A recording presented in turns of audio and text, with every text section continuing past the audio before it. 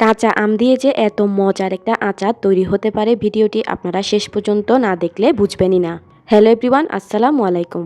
আজকে আমি আপনাদেরকে কাঁচা আম দিয়ে খুবই মজার ও লোভনীয় স্বাদের একটা আম পেঁয়াজি আচার তৈরি করে দেখাবো। এই আচারটা একবার বানিয়ে পুরো 2 বছর সময় পর্যন্ত সংরক্ষণ করে রাখা যায়। এই আচারটা ভাত, বিরিয়ানি, খিচুড়ি সবকিছু দিয়ে খেতে বেশ ভালো লাগে। আর মজার ব্যাপার হলো আচারটা তৈরি করতে কোনো রকম চুলার ঝামেলাও নেই। যে কেউ খুব সহজে এই কাঁচা আমের সিজনে এই আম পেঁয়াজি আচারটা একবার তৈরি করে প্রায় 2 থেকে 3 বছর সময় পর্যন্ত সংরক্ষণ করে রাখতে পারবেন। বরাবরের মতোই আশা করছি আমার আজকের এই সহজ আচারের রেসিপিটা আপনাদের সবার কাছে বেশ ভালো লাগবে। তবে চলুন এবার তাহলে আর দেরি না করে আচারটা বানানো শুরু করি। বিসমিল্লাহ। আচারটা তৈরি করার জন্য এখানে আমি নিয়ে নিয়েছি 2 কেজি পরিমাণ কাঁচা আম।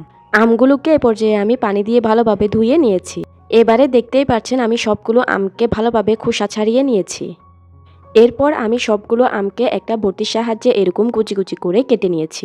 আমরা সাধারণত সালাদের জন্য শসা কিংবা গাজরকে যেভাবে কুচি কুচি করে কেটে নেই, এই আমগুলোকে বটি কিংবা ছুরির সাহায্যে ঠিক সেইভাবে কুচি কুচি করে কেটে নিতে হবে। চেষ্টা করবেন একটু মোটা করে কুচি করেই এগুলোকে কেটে নিতে। এবারে এই কুচি করে নেওয়া আমের সাথে আমি দিয়ে দিচ্ছি 1/2 কেজি পরিমাণ কুচি করে রাখা পেঁয়াজ। এই আচারের মধ্যে পেঁয়াজের পরিমাণটা বেশি দিলেই আচারটা খেতে বেশি ভালো লাগে। এবারে এখানে আমি দিয়ে দিচ্ছি 1 চা চামচ পরিমাণ হলুদের গুঁড়া, দিয়ে দিচ্ছি 2 চা চামচ পরিমাণ মরিচের গুঁড়া, 1 টেবিল চামচ পরিমাণ দিয়ে দিচ্ছি ভাজা 5 ফোড়ন আর ভাজা শুকনো মরিচের গুঁড়া। আমি এখানে 5 ফোড়ন আর শুকনো মরিচকে একটু শুকনো খোলায় টেলে নিয়ে তারপর গুঁড়ো করে নিয়েছিলাম। সেখান থেকে 1 টেবিল চামচ পরিমাণ মশলা আমি এখানে দিয়ে দিলাম। এবারে এখানে আমি দিয়ে দিচ্ছি মেজারমেন্ট কাপের 1 কাপ পরিমাণ চিনি, দিয়ে দিচ্ছি 1 চা চামচ পরিমাণ বিট লবণ। এখন দিয়ে দিচ্ছি মেজারমেন্ট কাপের 1/2 কাপ পরিমাণ সরিষা বাটা। এই আচারটার মধ্যে এই সরিষা বাটাটা অবশ্যই দিতে হবে, তা না হলে কিন্তু আচারের আসল স্বাদটা আসবে না। এখন সবার শেষে এখানে আমি দিয়ে দিচ্ছি মেজারমেন্ট কাপের 1/3 কাপ পরিমাণ সরিষার তেল। এবারে আমি হাতের সাহায্যে সব কিছুকে খুব ভালো করে একেবারে সময় নিয়ে মাখিয়ে নিব। এই মাখিয়ে নেওয়ার কাজটা একটু সময় নিয়ে করতে হবে, যেন সব কিছু খুব ভালোভাবে মেখে নেওয়া হয় এ বিষয়ে খেয়াল রাখতে হবে। দেখতেই পাচ্ছেন এখন কিন্তু আমি সব কিছুকে খুব ভালো করে মাখিয়ে নিয়েছি। এবারে এই মশলা মাখিয়ে নেওয়া আমগুলোকে আমি একটা ছড়ানো থালার মধ্যে ছড়িয়ে দিচ্ছি। আমগুলোকে ছড়িয়ে নেওয়ার সময় যতটা সম্ভব পাতলা করে ছড়িয়ে দিতে হবে। পাতলা করে ছড়িয়ে দিলে আমগুলো খুব তাড়াতাড়ি শুকিয়ে যাবে। আমি সবগুলো আমকে 2টি থালাতে করে সুন্দর করে ছড়িয়ে নিব। তো দেখতেই পাচ্ছেন আমার আমগুলো ভালোভাবে ছড়িয়ে দেওয়া হয়ে গিয়েছে। ছড়িয়ে নেওয়া হয়ে গেলে এবারে এই আমগুলোকে আমি কড়া রোদে 2 দিনের জন্য ভালোভাবে শুকিয়ে নিব। দেখতেই পাচ্ছেন এখানে আমি এগুলোকে ছাদে রোদের মধ্যে বসিয়ে দিয়েছি। আমি আমগুলোকে 2টি থালাতে করে এগুলোকে ছড়িয়ে নিয়েছিলাম। এই যে দেখতেই পাচ্ছেন আমি আমগুলোকে কিভাবে শুকিয়ে নিচ্ছি। তো আমি ফিরে এলাম 2 দিন পর। এখন কিন্তু আপনারা দেখে নিশ্চয়ই বুঝতেই পারছেন যে আমগুলো কতটা পারফেক্টভাবে শুকিয়ে গিয়েছে। আমগুলোকে ঠিক এরকম করেই শুকিয়ে নিতে হবে। আচারটা বানানোর জন্য এই আমের কুচিগুলো কিন্তু এখন একদমই রেডি। এখন হচ্ছে আমি এই আমের কুচির জন্য সরিষার তেলটা রেডি করে নিব।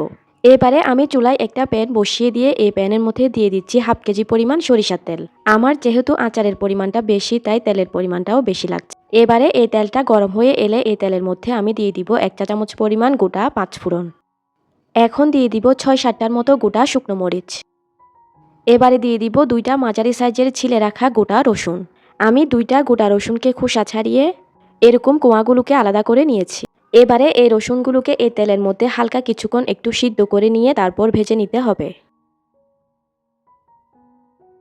কিছুক্ষণ ভেজে নেওয়ার পর এখন কিন্তু দেখতেই পাচ্ছেন যে রসুনের কালারটা এরকম হালকা ভেজে নেওয়া হয়ে গিয়েছে। রসুনগুলো এই লেভেলে চলে আসলে চুলাটা বন্ধ করে দিতে হবে। এখন আমি চুলাটা বন্ধ করে দিয়ে এই গরম তেলগুলোকে চুলা থেকে নামিয়ে নিব। আচারগুলোকে রাখার জন্য এখানে আমি 2টি কাঁচের বয়ম নিয়ে নিয়েছি। এই বয়ামগুলোকে আমি ভালো করে ধুয়ে রোদে একটু ভালো করে শুকিয়ে নিয়ে নিয়েছিলাম। এবারে এই বয়মগুলোর মধ্যে আমি প্রথমে একটু সরিষার তেল দিয়ে দিচ্ছি। এবারে এই বয়মের মধ্যে আমি শুকনো আমের ঝুড়িগুলোকে দিয়ে দিচ্ছি।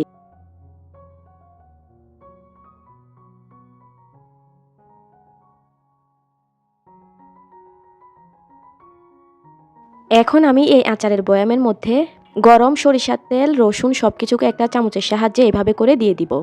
ভিউয়ার্স, আমার এই রেসিপিটা যদি আপনাদের কাছে ভালো লেগে থাকে তাহলে ভিডিওতে কিন্তু অবশ্যই একটা লাইক দিয়ে দিবেন।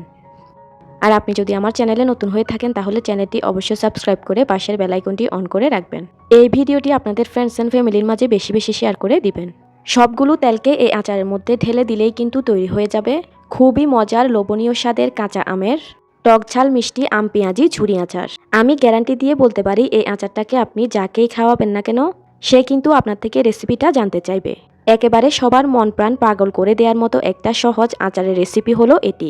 আচারটা বানানো যেমন সহজ তেমনি খেতেও কিন্তু আচারটা অনেক বেশি মজার। আমি আপনাদেরকে বাজি ধরে বলছি আপনারা আচারটা এভাবে একবার বানিয়ে দেখুন। আর বানিয়ে নেওয়ার পর অবশ্যই কিন্তু আমাকে কমেন্টস করে জানিয়ে যাবেন। আচারটাকে এভাবে করে বানিয়ে কাঁচের বয়ামে ভরে রেখে দিলে আচারটাকে কোনো রকম নর্মাল ফ্রিজে রাখারও দরকার নেই। আচারটাকে বাহিরে রেখে প্রায় 2 থেকে 3 বছর সময় পর্যন্ত খাওয়া যাবে। কোনো প্রকার নষ্ট হয়ে যাওয়ার ভয় নেই।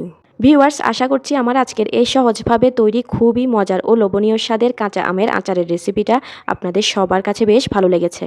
এতক্ষণ সঙ্গে থাকার জন্য সবাইকে অসংখ্য ধন্যবাদ জানিয়ে আমি তাহলে আজকে এখানেই বিদায় নিয়ে নিচ্ছি। আল্লাহ হাফেজ।